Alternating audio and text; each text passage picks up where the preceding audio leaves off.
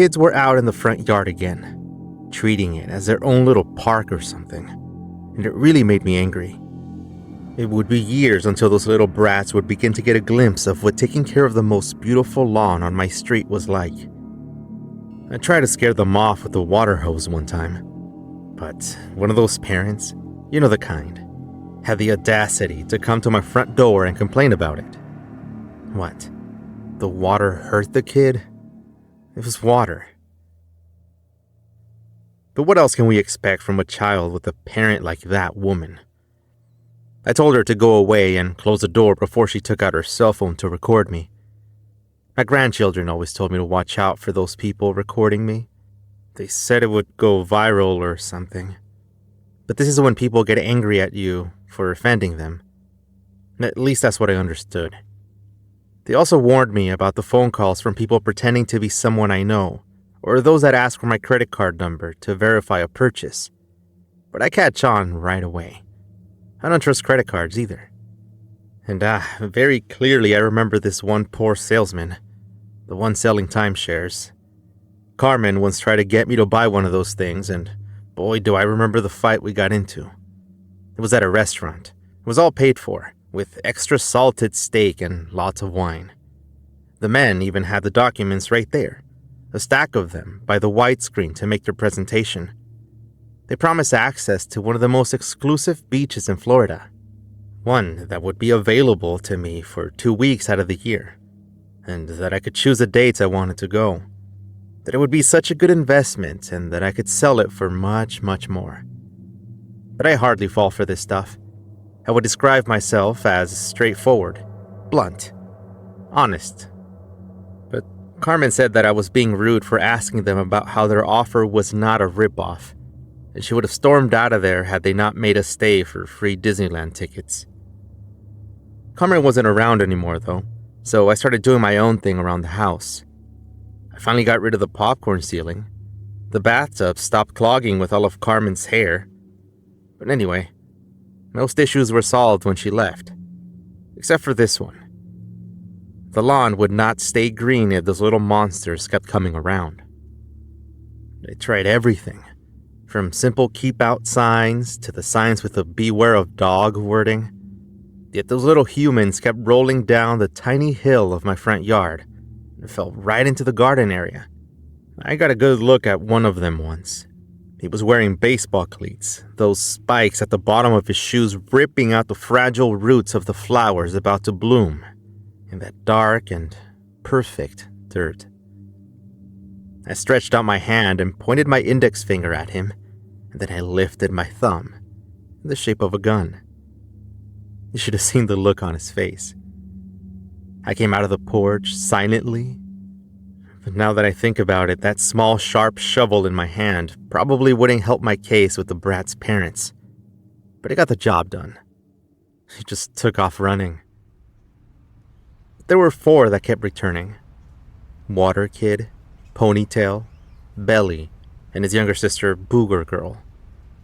The 2 siblings knew Ponytail already, I could tell, but I think they met Water Kid right here on my lawn. When I sprayed Water Kid with the hose, all 4 of them stopped showing up for a few days, then later came back. I may have crossed the line, but boy was it hilarious. The woman who came to complain turned that kid into a monster. I swear he would come by and beg to be seen as he stood in the middle of the yard. I could see him looking toward the window to see if I would come out. He would cough and make noises, taunting me. He had about 10 more years of mom protection going for him. We all know how those kids end up. Him and his friends went through the yard after school, almost every single day, their shoes bending and twisting every blade of grass as they ran through the lawn. I just stared at them from the safe, dark living room, but I had a plan. It was supposed to be a joke that would only scare a child, and I think I had seen it in a movie. And so I just went to the hardware store and picked up a piece of wood, also some red spray paint. We won't get into the details, but Know that paint was never supposed to cost this much. The cost of wood was nothing short of theft. But anyway, the store offered to cut the wood for me, but no, there was no need. I took care of my own things. They would probably mess them up. Anyway, I got home and did the rest. I had to saw off part of the wood into a neat square. Then I sawed through one of the sides again. It was perfect. But that was a problem, so I fixed it. A sign like this would be better if it looked just a little bit crooked. I picked up my stencils, the same ones that I marked the house numbers with. And I couldn't help smiling to myself and imagining the look on the kids' eyes when they made their way back to the lawn and stood in front of the sign. I kept smiling that whole time until the paint dried. I wanted to be there when they would mouth the words to themselves. Children meet for sale.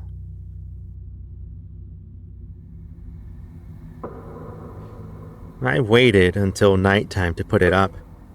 I knew those kids walked by there on their way to school or to the park on the other block, and it would only be a matter of time. Then it worked. Water Kid saw it first. Can you believe that? He walked up to it, read it out loud, and took off running right across the street. Probably to go tell his mother. Then Ponytail and the other two came by with their backpacks when suddenly Belly pointed at the sign. Booger Girl didn't know what the sign said and walked up to it. But the other two came back and pulled her away. Mission accomplished. They got the message. Stay away from my lawn. But everything comes at a price.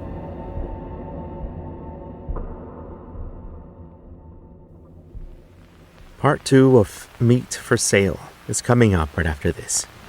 Stay with me.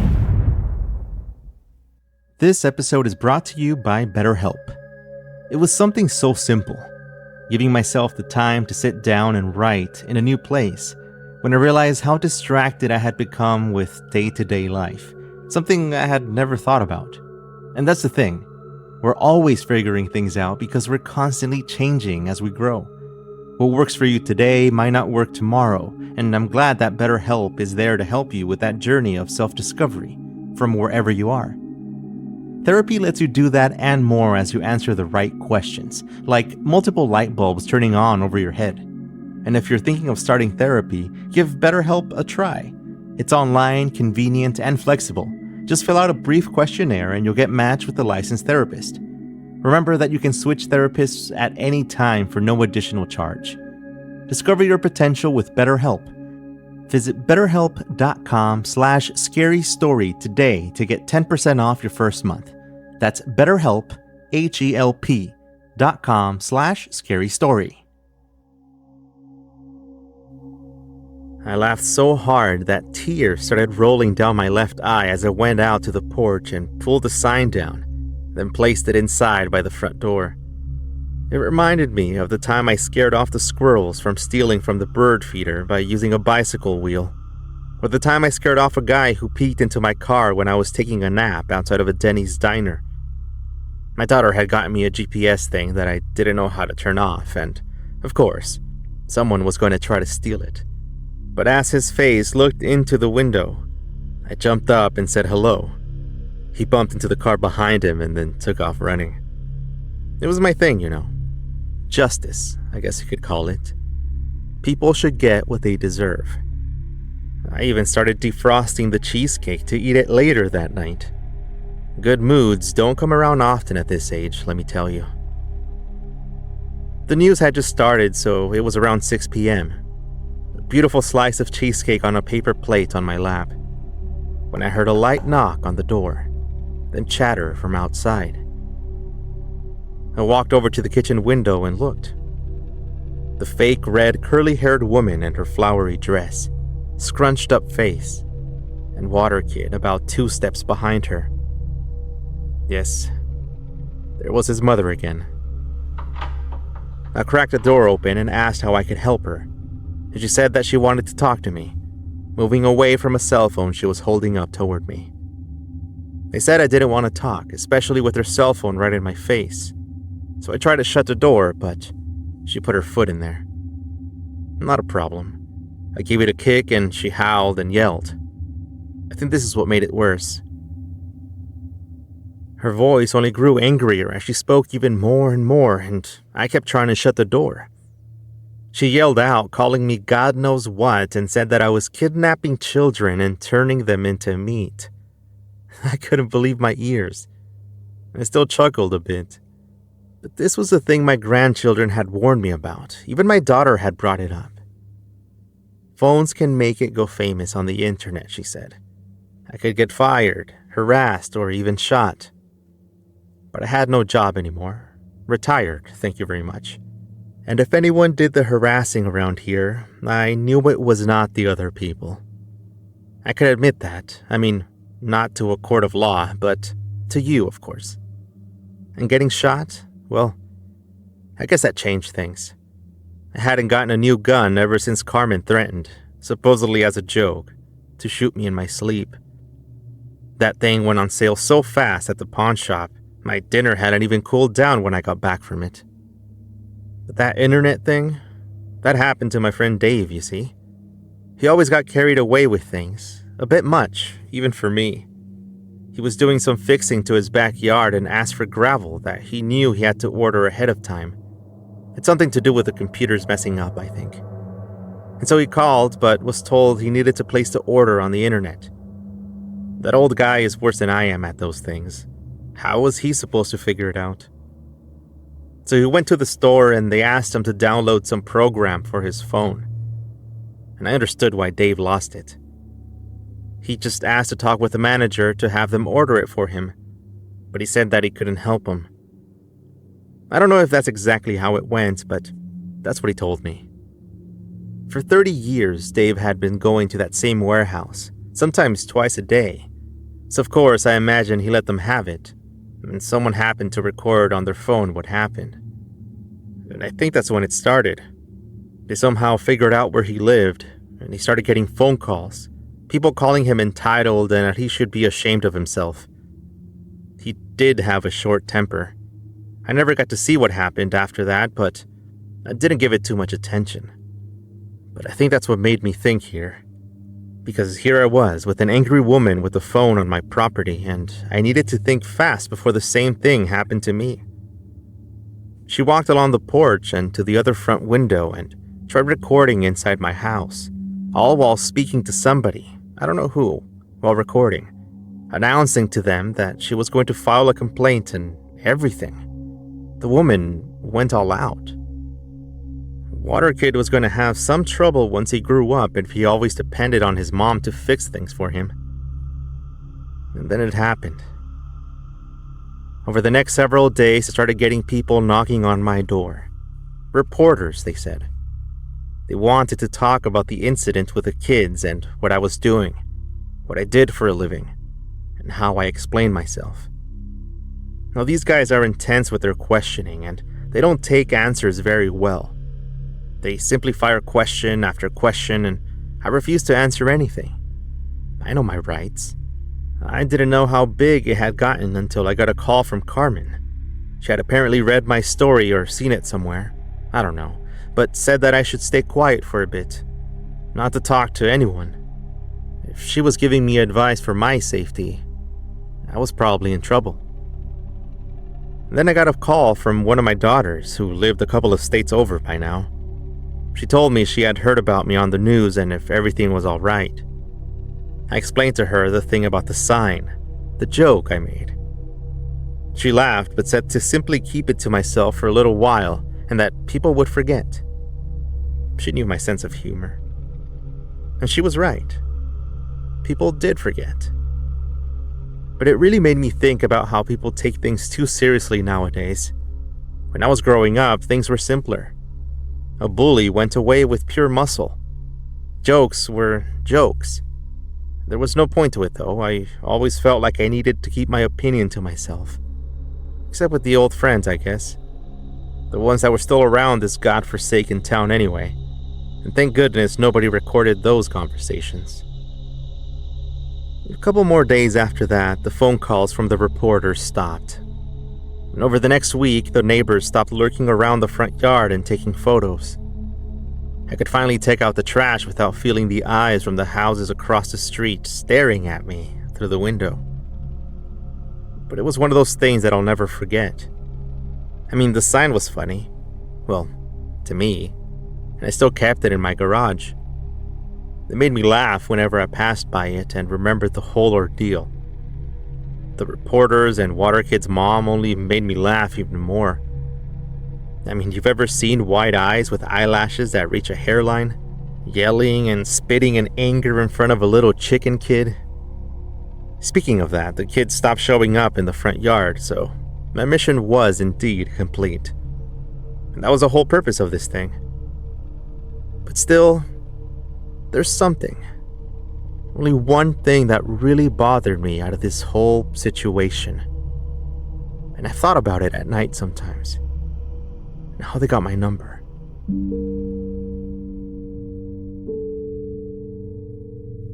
It happened a while after the whole thing had finally settled down. It was strange. One afternoon, I was sitting on the couch, flicking through the channels on the television, when my phone rang. I set the Diet Pepsi down on the table in front of me, and I managed to get off the couch. I then walked over to the kitchen to pick up the phone. Before I could say hello, I heard a voice on the other end say, "I'm calling about the sign." Not this again, I remember thinking to myself. Another reporter? I thought this was over. People forget, that's what I was told. But this guy had a strange tone to his voice. I could tell from the first second I heard him. Wrong number, I started saying, about to put the phone back on the hook. "Wait," I heard the man say, sounding desperate. I put the phone closer to my ear.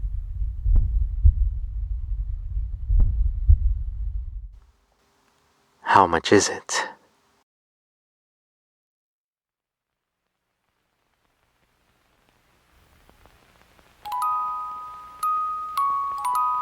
And I guess that's what happens when you take a joke too seriously. Let me know what you thought of this story. My info is in the description of this episode.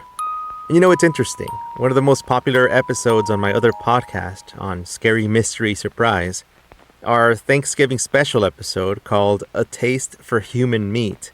It's also very popular. Just a heads up though, if you want to listen to that one, it gets pretty dark very quickly, and it's just a very disgusting story. Just a heads up. Listen at your own risk. And if you do want to look it up, it's over on Scary Mystery Surprise. For ad-free episodes, make sure to check out Scary Plus over at scaryplus.com, or you can also try out our Apple Podcast channel. You get the same content on either one. That group of fans of the show that are also members of Scary Plus are helping me fund a brand new podcast about scary places.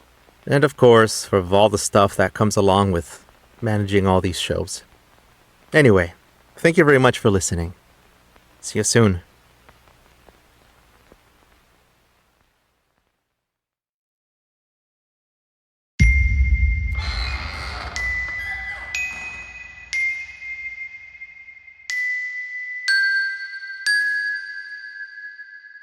Lainey, from our previous episode called Alice, eventually moves out to begin her own life in a new apartment. And after the paranormal events being dormant for a while, they're back. And they're terrifying. My name is Edwin, and here is the second part of Lainey's true scary story.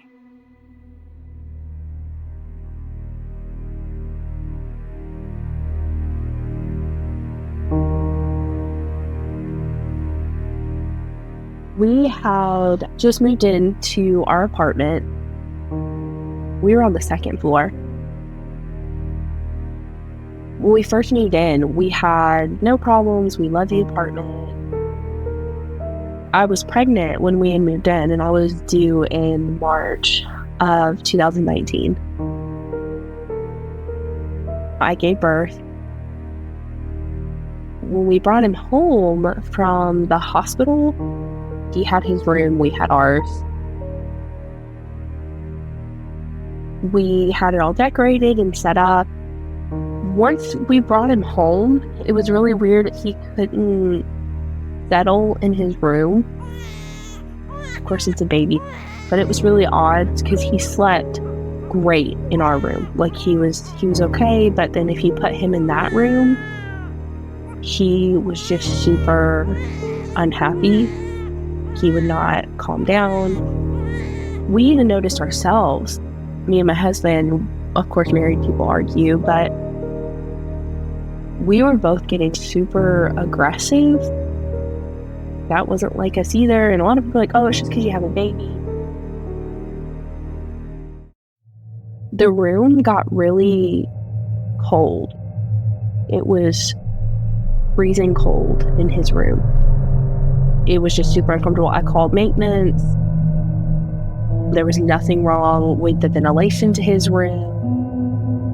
We would close the door, and the door would be hot to the touch.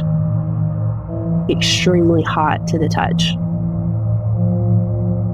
It was so weird because when you go in there, it's ice cold, but then the door itself was hot.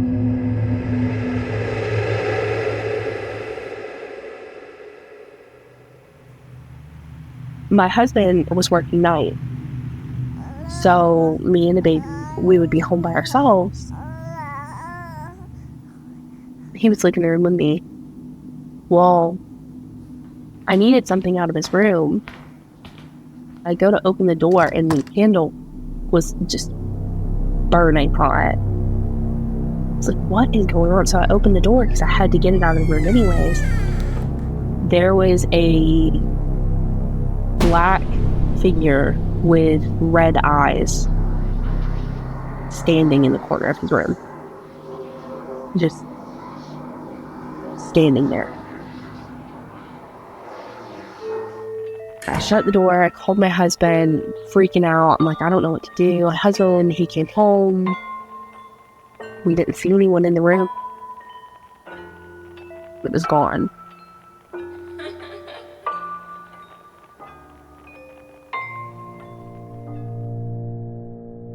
My best friend, he is really into the tarot cards.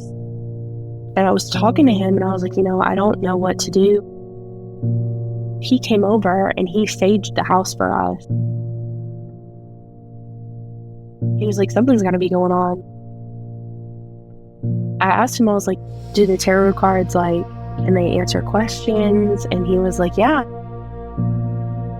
Do you want me to bring them over, see if we can find out what's going on?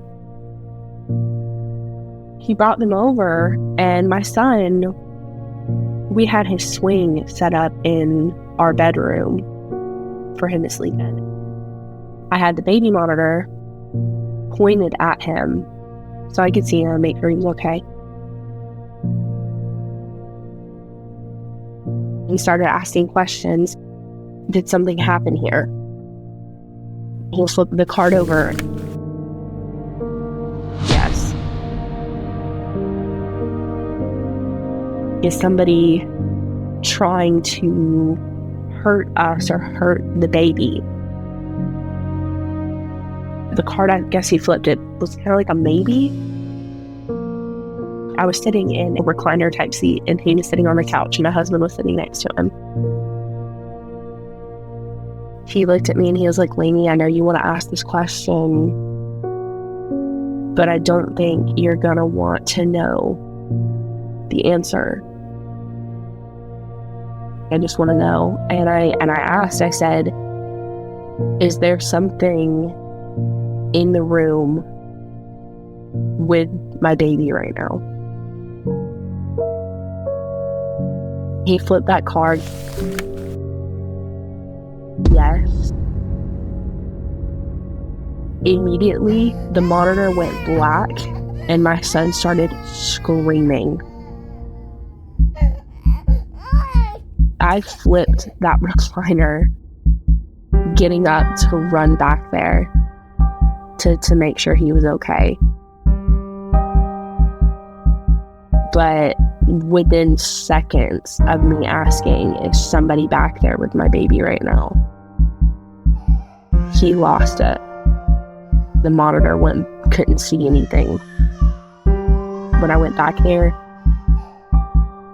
the camera was knocked over. And the camera was on the opposite side of where the swing was, pointed at him. Something had knocked it over and I couldn't see him anymore. He was like, we need to sage the house again. We saged that apartment 3 times.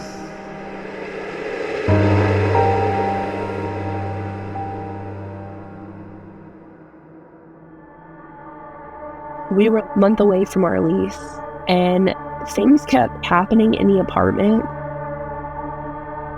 Things that you would think are normal apartment things, but also to an extent not really. We started having a really bad spider problem. We had never had a problem with spiders before. My son got bit and had to go into the hospital because he had a hole in his arm from where he had gotten bit by whatever this spider was. We found black mold in the apartment. We were having all these problems that we had never had before. When we moved in, the apartment was fine. After the event, Lainey and her husband realize that they'll need help. The rest of her story continues right after this. Stay with us. Has any food in your fridge gotten lost and forgotten in there? That's what used to happen to me, like that old bag of spinach. But with HelloFresh, you use up what you get because it's pre-portioned and delivered right to your door. HelloFresh has their new Fresh and Fit summer menu and chef-crafted seasonal recipes for the summer, taking advantage of the much-awaited summer produce. It gets from the farm to your door in less than 7 days, and you can actually taste the difference. If you're looking to eat better this summer, check out their Calorie Smart and Protein Smart options for lunch and dinner. I used to be afraid of messing things up in the kitchen whenever I had to follow a recipe, but with HelloFresh, they have clear, and I mean clear, instructions. You can't mess up the quantities because they're already measured out, and there's pictures in a single full-color sheet. No flipping pages, no imagining what it should look like. Go to HelloFresh.com/50TrueScary and use code 50TrueScary for 50% off plus free shipping. Again, that's HelloFresh.com/50TrueScary and use code 50TrueScary for 50% off plus free shipping.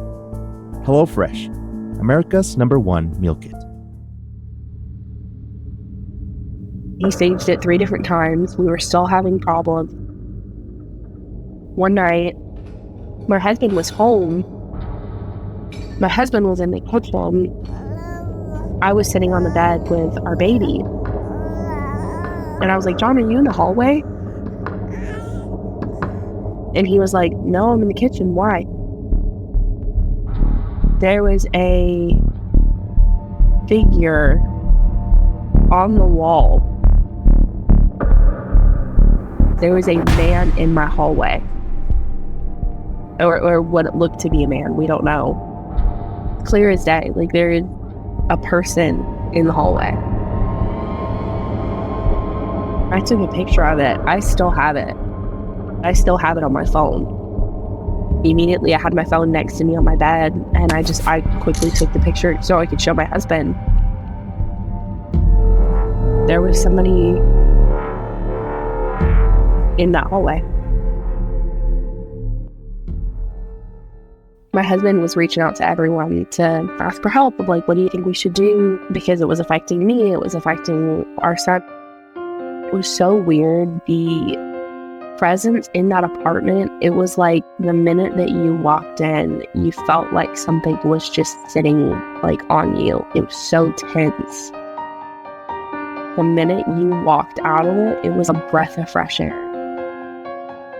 It was so weird that it started happening after the baby was born.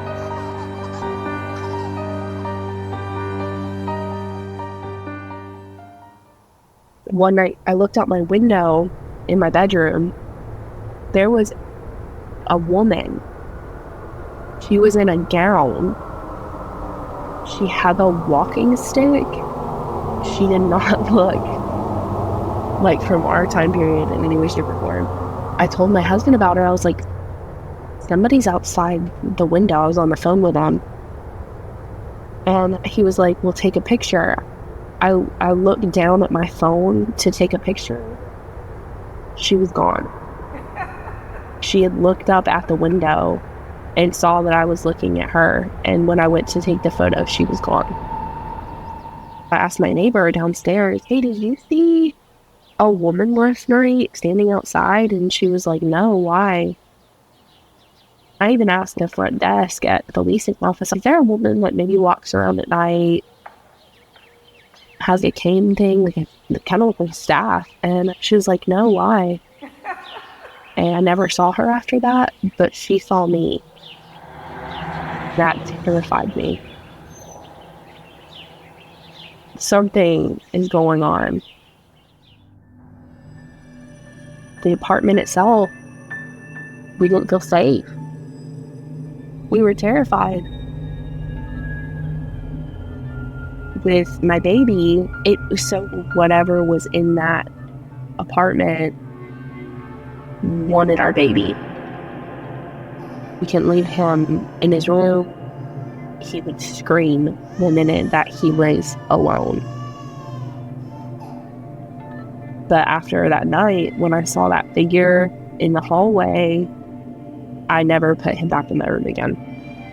I kept the door closed. I got his stuff out of the room, all of the stuff that I would need for him, and moved it into my bedroom. We just kept the door closed. My husband reached out to a coworker. He was very strong in church, and asked him, what do you think that we should do? He was like, I have a picture that has been painted of Jesus. If you hung it up in his room, it could possibly help with any bad spirits in the room. I hung it up in my son's closet because it seemed kind of weird that it was specifically in his room. That picture was melted. It got damaged for no reason. It was actual painting, and the paint had melted and dripped down the photo.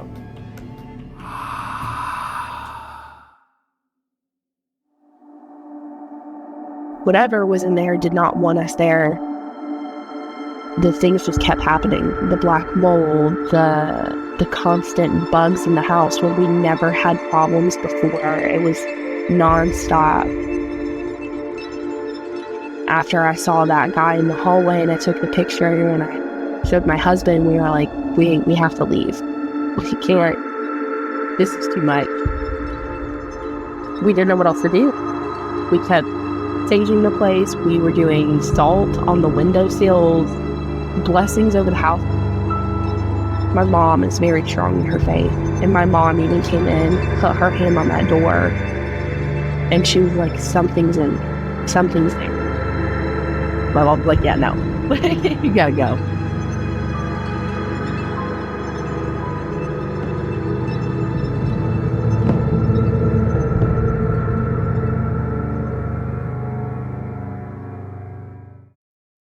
Last I heard about those apartments, they were completely ripped out and remodeled. Foundation in the building is still the same, but they tore out everything on the inside and redid everything. Part of me sometimes wonders, is something following me from my childhood home?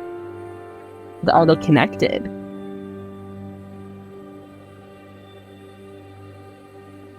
It was so weird. The minute that I had a baby of my own, things started happening again. We bought a house after that, moved into our own actual house.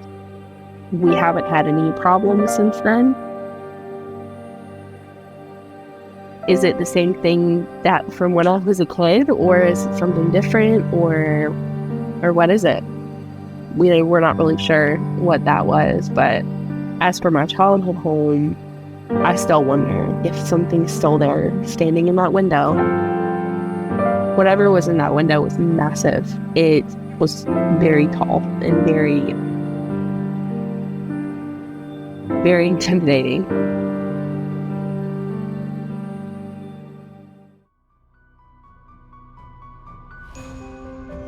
Tell your own story over at truescarystory.com. The link is in the description of this episode. You can also find us on Facebook and Instagram. Up next, look up our podcast, Horror Story, previously called Dark Memory. We have an episode on supernatural 911 calls coming up this week. Horror Story is a podcast with the yellow letters and the windshield. I'll link to it and everything else in the description of this episode. Thank you very much for listening. See you soon.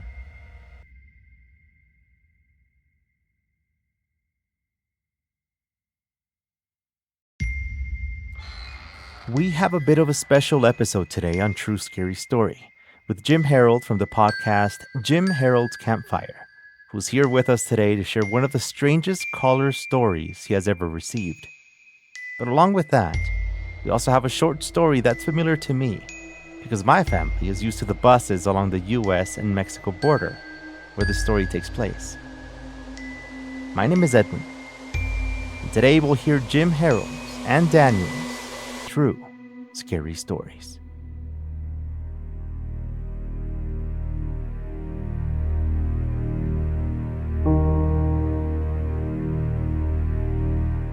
I've been doing paranormal podcasts for almost 18 years. On my show, Jim Harold's Campfire, I collect real stories of real people who have experienced strange things. But this may be the absolute strangest. It's called the Roadhouse Saloon. And this story is from one of my callers, T.I., and it may be the most kind of chilling and thought-provoking one I've ever had. She lives up in Michigan. She called me, must have been 12 years ago. This really sticks in my memory. She was going to visit at a campground that she visited every summer with her family and friends and so forth. It was about an hour away from her home. It was up in Wisconsin. So her and one of her friends at the campground said, "We're musicians. We're going to go out and see a band one night." So they drove about an hour away from their camp in Wisconsin and drove to this bar and saw this band. And they closed the place down. It was like 2:00 in the morning. In fact, her and her friend Bob, they went back behind the stage, backstage, and talked with the band a little bit and swapped war stories because they were all musicians. So anyway, they're driving back to the campground. It's about an hour away, and it's rural. And if you've ever been in the rural part of that world with the 2-lane road, can be extremely dark. There are no lights, there are no anything. It's literally like something out of the Twilight Zone, but this story is. About halfway, T.I. goes, "Hey, Bob, I gotta stop and go to the restroom."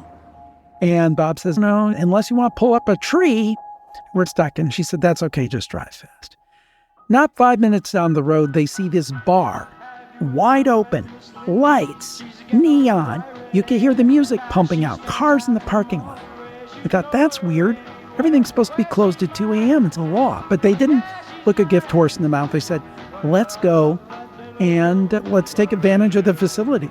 So anyway, they go in, and Bob mentions, "I'm really glad we stopped here because there's this great old mural," and Bob was an artist. It's on the whole wall. It's of the Old West, and I've heard about it many times. I've never seen it, so this is cool. And they walk in, there's this big sign, the Roadhouse Saloon. So anyway, they walk through these doors, and they come in, and everybody's blankly smiling. Just like an odd bunch of people, but they thought nothing of it. Bob goes to the bar, gets a couple of soft drinks. T.I. goes to the restroom. She comes back, and they sit down, they're talking, and they're looking at this painting. And sure enough, it's like a full painting of the Old West, of a bar room. they kept looking and they noticed something weird. They noticed, okay, the guy standing in the corner on the painting, he's over here in real life in the bar. And there's a woman over here at the bar, and she's what they used to call a dance hall girl in the painting. The people in the painting were actually represented in the bar. Thought that was weird. And they talked about it a little bit, and they said, I know. These people are regulars. So when the guy painted the painting, he incorporated them. It was like a homage to them, right? So anyway, they talk, and this place seems a little bit off. And they have this big, beautiful Wurlitzer jukebox, bubbler with the tubes in it with the different colors. I think most people can picture that. And some guy's playing it, and he puts on Chubby Checker's Let's Twist Again, a golden oldie. So anyway, this guy walks over to T.I., and he smiles. He has a mouthful of rotten teeth. And he says, "Wanna dance?" And T.I. has a cane, and she holds up, and she says, "No, I don't do much dancing." And she said she was glad she had that cane in this instance. So anyhow, just the people are just strange and blankly smiling and things, and they're talking some more.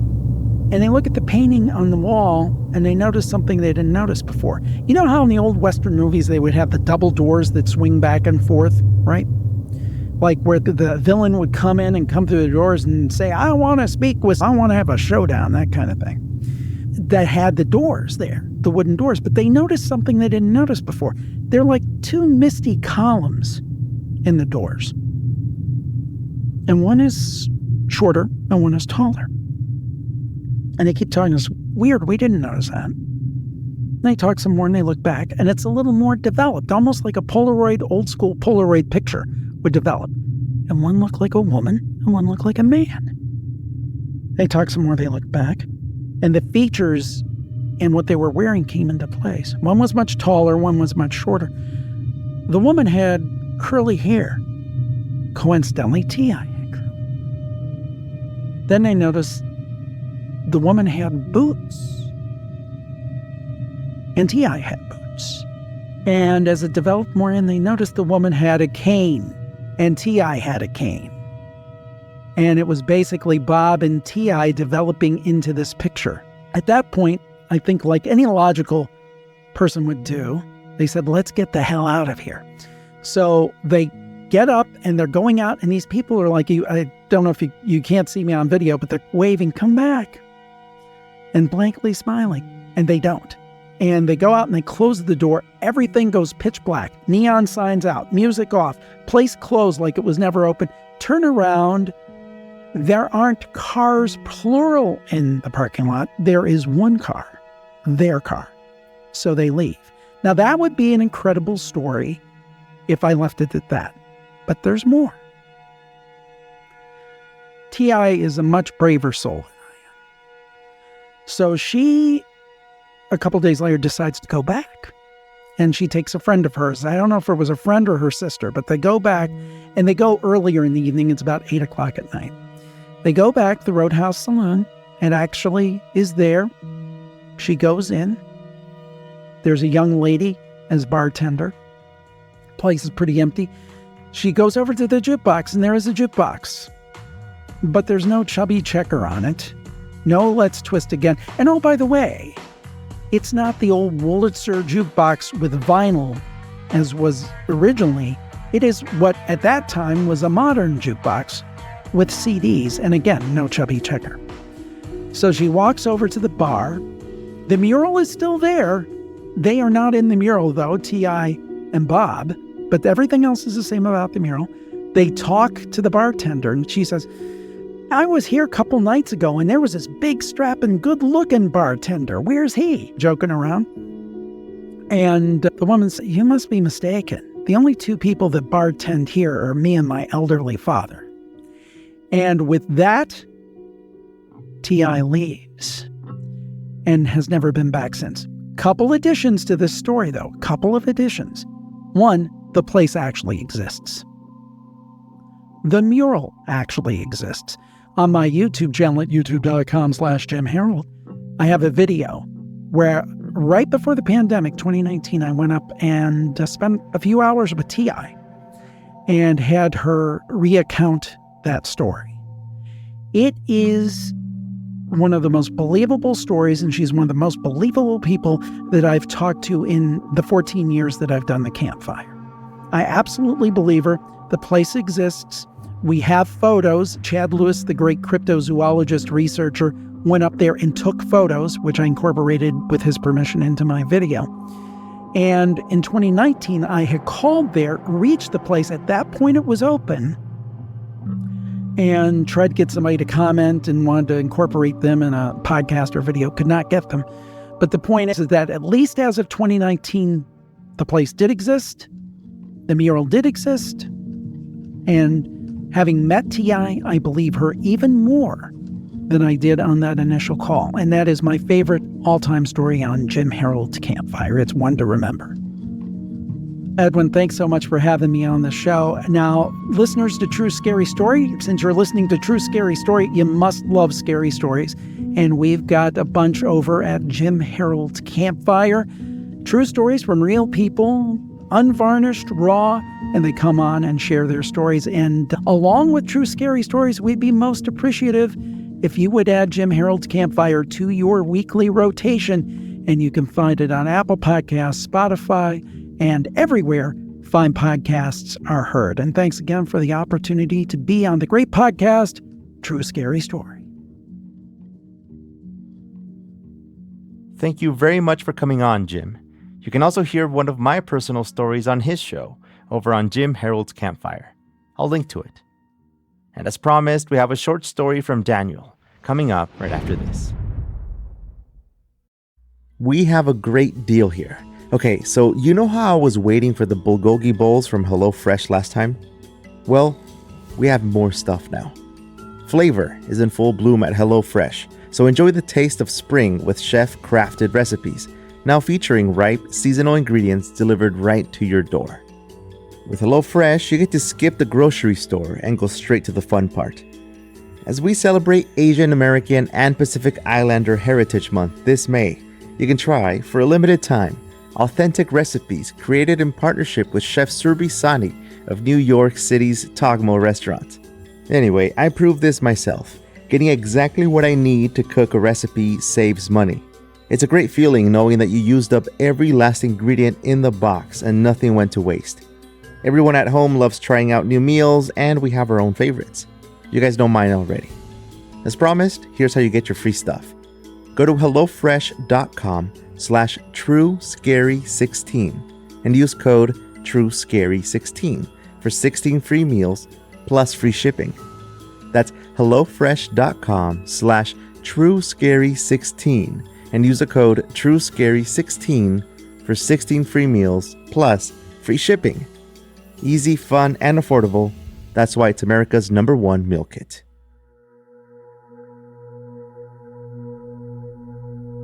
My dad, he was always a bus driver in Mexico. He used to work for a company called Tres Estrellas de Oro. They were like really big back then. They were at the top of the line. But after a while, the company disappeared. He used to live in Mexico City. He'd always travel to the border, Tijuana, Laredo, places like that. On one trip to Tijuana, almost getting to Tijuana, there's a famous highway called La Rumorosa. It wasn't super late, but he said it was late at night.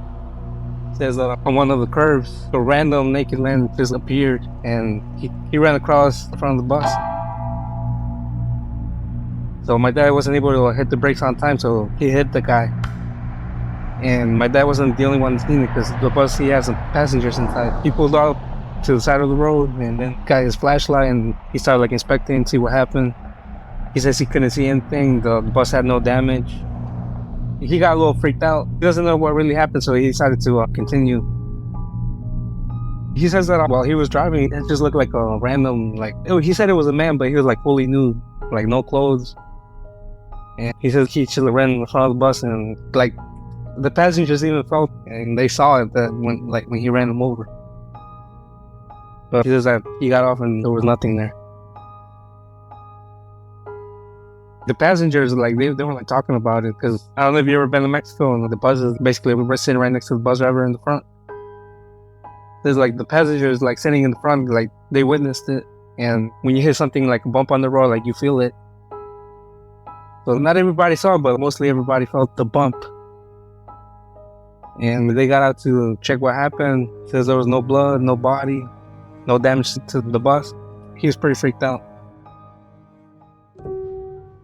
Then once he got to the terminal, like all the passengers got off. And over there for the bus drivers, when they finish the route or whatever, they can get some sleep like on the terminal, but there's like empty parts where they can just go park and get some rest until for the next trip. After he pulled over and parked at the spot, he says that he started hearing keys like jingling and a baby crying. And there was like nobody there. He got really freaked out, and then he said he kept hearing it all night. He ended up biting his tongue, like pretty hard, so he started like bleeding out. But like, fortunately for him, one of his uncles, like they parked next to him, and they found him. They ended up calling my mom, and she came over, and he was already in the hospital. But he was like biting his tongue like really hard, so he started like bleeding out.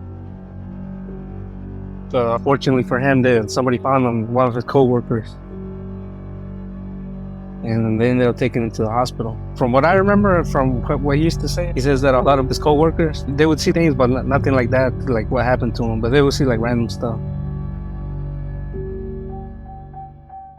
Well, one of his brothers, he was a freight truck driver, and he used to drive through there too, and nothing ever happened to him, but he says that he heard stories about like other truck drivers saying that they would drive by and just see a woman walking there.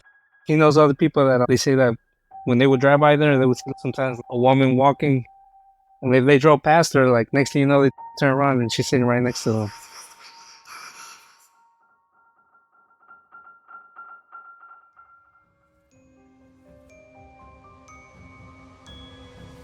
To share your own story, visit truescarystory.com and tap the button to tell us about it. Thanks to our Scary Plus members, we can offer an ad-free version of the show. There's lots more episodes on this podcast and my other shows on Scary FM if you're up for it. Thank you very much for listening. See you soon.